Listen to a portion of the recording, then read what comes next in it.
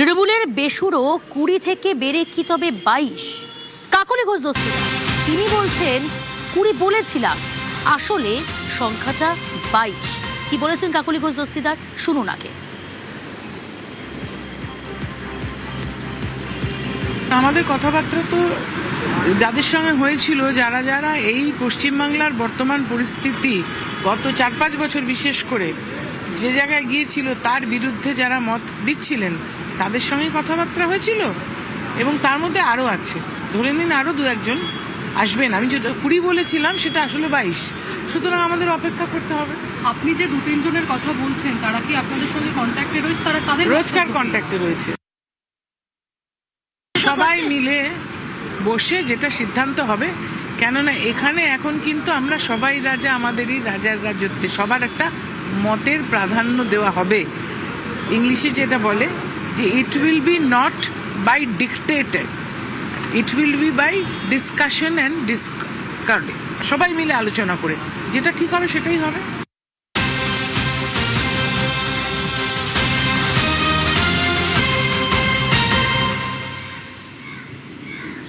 দিল্লি থেকে মৈত্রী রয়েছে আমার সঙ্গে। মৈত্রী, তবে কি এবার তৃণমূলের বেসুরো সাংসদের সংখ্যা 20 থেকে বেড়ে 22? কারা তারা, কাদের কথা বলছেন কাকলি ঘোষ দস্তিদার? দেখো, এখনো পর্যন্ত বিক্ষুব্ধদের সূত্রে আমরা যেটা জানতে পারছি, এই 2 সাংসদ যাদের ইঙ্গিত আজকে কাকলি ঘোষ দস্তিদারও করেছেন, তাদের মধ্যে একজন প্রবীণ সাংসদ, বর্ষিয়ান সাংসদ রয়েছেন এবং অন্যজন একাধিকবারের সাংসদ রয়েছেন বলেই কিন্তু এখনো পর্যন্ত সূত্র মারফত জানতে পারছি। এবং যেটা জানা যাচ্ছে যে আজকে বিক্ষুব্ধ সাংসদদের যে বৈঠক রয়েছে দিল্লিতে, সেন্ট্রাল দিল্লিতে, সেই বৈঠকে তারা যোগ দিতে পারেন, এবং যদি তারা একান্তই সেই বৈঠকে যোগ দিতে না পারেন, আগামীকাল স্পিকারের সঙ্গে তাদের যে দেখা করার পরিকল্পনা রয়েছে সেখানে এই 2 বিক্ষুব্ধ সাংসদও উপস্থিত হতে পারেন, তেমন সম্ভাবনাই কিন্তু দেখা যাচ্ছে। তবে এখনো পর্যন্ত এই 2 সাংসদের তরফ থেকে চূড়ান্তভাবে তাদের যে সহমত বা তাদের যে স্বাক্ষর সেটা করে দেওয়া হয়নি, সেটা সময়ের অপেক্ষা, তেমনটাই কিন্তু বিক্ষুব্ধ সাংসদদের তরফ থেকে জানানো হচ্ছে। ফলে যে সংখ্যাটা 19 ছিল, 19 থেকে 20 থেকে এবার 22, অর্থাৎ 28 জন তৃণমূলের সাংসদ এই মুহূর্তে রয়েছেন লোকসভায়, এবং তার মধ্যে 22 জন সাংসদই এই বিক্ষুব্ধ গোষ্ঠীতে চলে গেলে তৃণমূলের ক্ষমতা কার্যত শূন্যের কাছাকাছি চলে যাবে বা একেবারে 10%-এ নেমে আসবে, তেমনটাই কিন্তু মত রাজনৈতিক মহলে। বেশ মৈত্রী,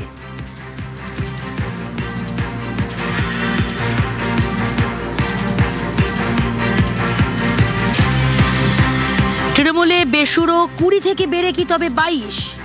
কাকলি ঘোষ দস্তিদার তিনি বলছেন যে 20 বলেছিলাম, আসলে 22। আমাদের সঙ্গে আরো 2 সাংসদ যারা নিয়মিত যোগাযোগ রাখছে।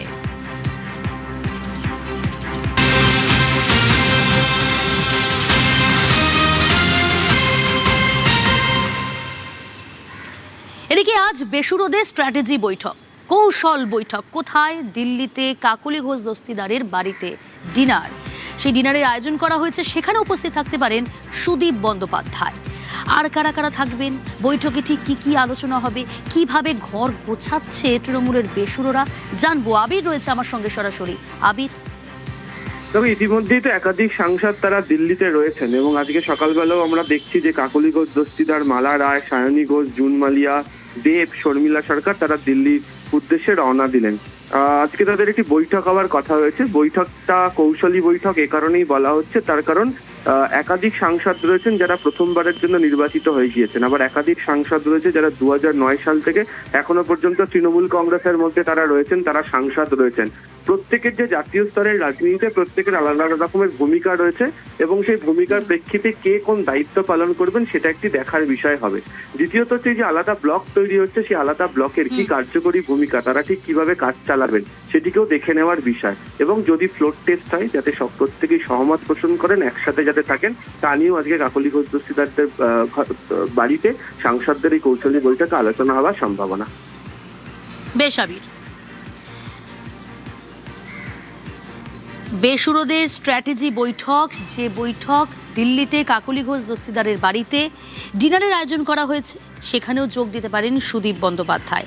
এদিকে আগামীকালই স্পিকারের কাছে দাবি জানাতে পারেন বেসুরো তৃণমূল সাংসদরা।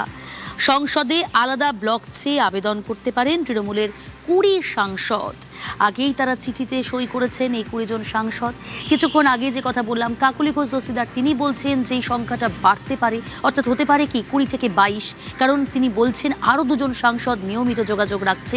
এদিকে ঠিক এই পরিস্থিতিতেই আজ কাকলি ঘোষ দস্তিদারের দিল্লির বাড়িতে সেখানে স্ট্র্যাটেজি বৈঠক এবং আগামীকাল স্পিকারের কাছে তারা আবেদন করবেন আলাদা ব্লক চেয়ে। ফের আরও একবার আপনাদের শোনাই কাকলি ঘোষ দস্তিদার ঠিক কি বলছেন, কি দাবি করছেন, শুনুন। আমাদের কথাবার্তা তো যাদের সঙ্গে হয়েছিল, যারা যারা এই পশ্চিমবাংলার বর্তমান পরিস্থিতি গত 4-5 বছর বিশেষ করে যে জায়গায় গিয়েছিল তার বিরুদ্ধে যারা মত দিচ্ছিলেন তাদের সঙ্গে কথাবার্তা হয়েছিল, এবং তার মধ্যে আরও আছে, ধরে নিন আরও 2-1 জন আসবেন। আমি যেটা 20 বলেছিলাম সেটা আসলে 22, সুতরাং আমাদের অপেক্ষা করতে হবে। আপনি যে 2-3 জনের কথা বলছেন তারা কি আপনাদের সঙ্গে কন্ট্যাক্টে রয়েছে? তারা তাদের রোজকার কন্ট্যাক্টে রয়েছে।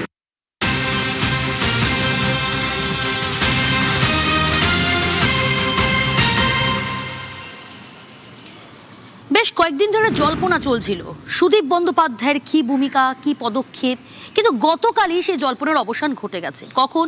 দিল্লিতে যখন শতাব্দী রায়ের সঙ্গে পৌঁছে গেলেন সুদীপ বন্দ্যোপাধ্যায়। বিরোধী ব্লকেই সুদীপ বন্দ্যোপাধ্যায়। বেসুরো সাংসদরা যে সই করেছেন আলাদা ব্লক চেয়ে, সেই চিঠিতে সইও করেছেন সুদীপ বন্দ্যোপাধ্যায়। অর্থাৎ বিরোধী ব্লকেই সুদীপ বন্দ্যোপাধ্যায়, চিঠিতে সই তৃণমূলে 20 বেসুরো সাংসদের, সেই চিঠিতেই সই সুদীপ বন্দ্যোপাধ্যায়। আলাদা ব্লক চেয়ে স্পিকারের কাছে আবেদন তৃণমূলে। বেসুরো সুদীপ বন্দ্যোপাধ্যায়, এবার তার পদ কেড়ে নিল তৃণমূল কংগ্রেস।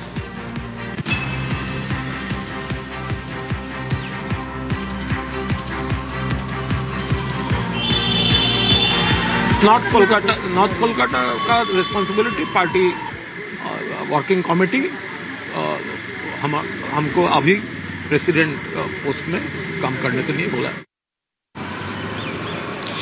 বেসুরোদের দলে সুদীপ বন্দ্যোপাধ্যায় আর কটাক্ষ করতে ছাড়ছেন না আর এক তৃণমূল সাংসদ সৌগত রায়। নৈতিকতা নিয়ে প্রশ্ন তুললেন তিনি। কি বললেন সৌগত রায়, শোনাবো আপনাদের। বিজেপি একটা অপারেশন লোটাস শুরু করেছে অর্থ এবং ভীতি প্রদর্শন নিয়ে। ভূপেন্দ্র যাদব তার দায়িত্বে আছে, তাদের সেই ফাঁদে সুদীপ পড়ে। আমার সাথে 3-4 দিন আগেও কথা হয়েছিল, বলেছিল যে আমি কোথাও যাচ্ছি না, কিছু পদক্ষেপ নিলে তোমায় জানিয়ে নেব, কিন্তু কিছুই জানাই। দেখলাম শতাব্দীর সাথে বিজেপি নেতা ভূপেন্দ্র যাদবের বাড়ি পৌঁছে গেল। বিজেপি তো আমাদের রাজনৈতিক প্রতিপক্ষ, তাদেরই যদি বাড়িতে পৌঁছে যায় তাহলে নীতি, আদর্শ, নৈতিকতা কিসের আর মূল্য? সৌগত রায় তিনি সুদীপ বন্দ্যোপাধ্যায়ের নৈতিকতা নিয়ে প্রশ্ন তুললেন।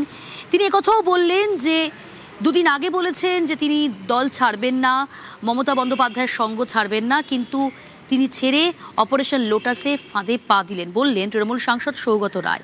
এদিকে বেসুরো সুদীপ বন্দ্যোপাধ্যায়, বিরোধী ব্লকেই সুদীপ বন্দ্যোপাধ্যায় বেসুরো তৃণমূল সাংসদদের চিঠিতে সই করেছেন। তারপরেই সুদীপ বন্দ্যোপাধ্যায়ের বিরুদ্ধে এবার পদক্ষেপ নিল তৃণমূল, পদ কেড়ে নিল তৃণমূল।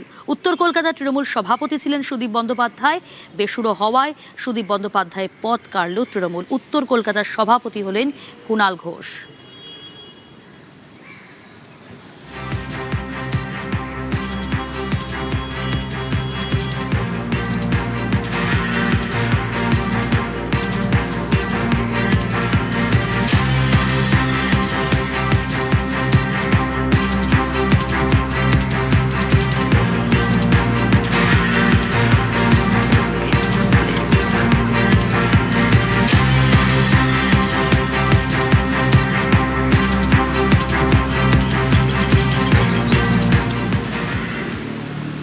টালমাটাল পরিস্থিতি তৈরি হয়েছে তৃণমূলের অন্দরে, একেবারে টালমাটাল পরিস্থিতি, বিধ্বস্ত তৃণমূল কংগ্রেস।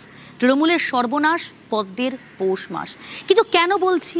এর পিছনে নিশ্চয়ই কোনো অঙ্ক রয়েছে। কি অঙ্ক রয়েছে লোকসভায় এনডিএ এই মুহূর্তের যে সংখ্যা, এই সংখ্যা তত্ত্বের অঙ্কটা খুব সহজভাবে বিশ্লেষণ করেছেন আমার সহকর্মী কৌশিক দাশগুপ্ত। দেখব সেই প্রতিবেদন। 4 মে বিধানসভা ভোটের ফল বেরোলো, তৃণমূল হারলো, বিজেপির ঝড় বইয়ে দিল। তারপর 1 মাসের মধ্যে দেখা যাচ্ছে তৃণমূল ভেঙে প্রায় খান খান। একের পর এক নেতা বলছেন ঘাসফুল ছাড়ো, এতে বিজেপির পোয়া বাড়ো। যা অবস্থা তাতে বলা যায় তৃণমূলের সর্বনাশ আর পদ্মের পৌষ মাস। কেন এটা বলছি তার পিছনে রয়েছে অঙ্ক, সংখ্যার খেলা। কি সেই খেলা, কি সেই অঙ্ক, আসুন বুঝে নিই। আমরা যদি লোকসভার দিকে তাকাই, এই ধরুন লোকসভায় 543টি আসন। 2024 সালে লোকসভার ভোট হয়, সেখানে বিজেপি পেয়েছিল 543টার মধ্যে বিজেপি জিতেছিল 240টি আসনে। আর এনডিএ কতগুলো পেয়েছিল? এনডিএ পেয়েছিল 293।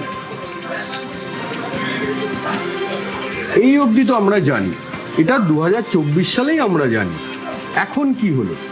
এখন যেটা হলো সেটা হচ্ছে তৃণমূলের সংসদীয় দলে ভাঙন। একের পর এক নেতা সাংসদ বেরিয়ে যাচ্ছেন তৃণমূল থেকে। বেসুরোদের দাবি তাদের সঙ্গে 20 জন সাংসদ রয়েছে। তারা 20 জন রয়েছেন যারা লোকসভা স্পিকারকে চিঠি দিয়ে জানিয়েছেন যে তারা আলাদা ব্লক করতে চান এবং এনডিএর সঙ্গে যুক্ত হতে চান।